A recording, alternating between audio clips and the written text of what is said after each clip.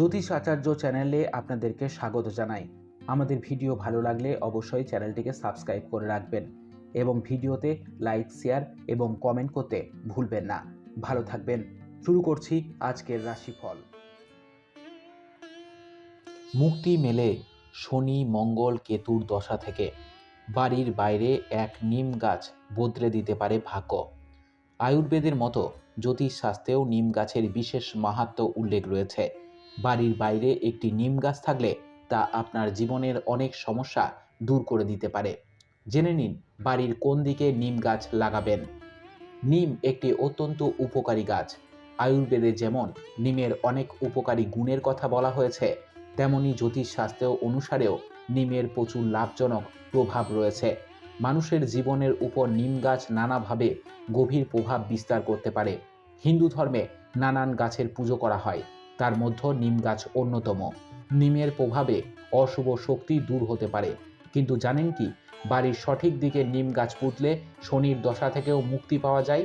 মঙ্গল এবং কেতুর ক্ষতিকর প্রভাব থেকেও বাঁচাতে পারে নিম গাছ। নিম গাছ বাস্তু দোষ থেকেও মুক্তি দেয়। নিম গাছের মাহাত্ম্য। হিন্দু ধর্মে নিম গাছের বিশেষ গুরুত্ব রয়েছে। বাড়ির বাইরে নিম গাছ থাকলে তা অশুভ শক্তি থেকে রক্ষা করে। হিন্দু ধর্মে নিম গাছে নিমারি দেবী বলা হয়ে থাকে।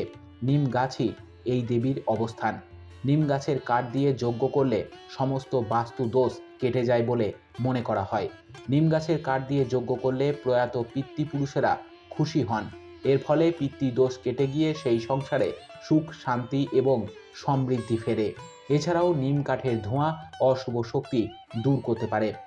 জ্যোতিষে নিমের গুরুত্ব। নিম গাছের গোড়ায় রোজ জল দিলে খুশি হন বজরংবলী। তার আশীর্বাদে শনি, মঙ্গল এবং কেতুর দশা দূর হয়। নিম কাঠের মালা গলায় পড়লেও শনির দোষ দূর করা সম্ভব হয়। স্নানের জলে রোজ নিম পাতা মিশিয়ে স্নান করলে কেতুর দোষ কেটে যায় বলে মনে করা হয়।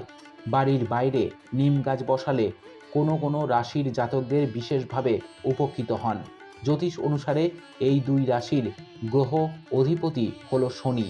তাই এই দুই রাশির জাতকদের বাড়ির বাইরে নিম গাছ থাকলে এদের জীবনে অনেক সমস্যা থেকে দূর পাওয়া যায়।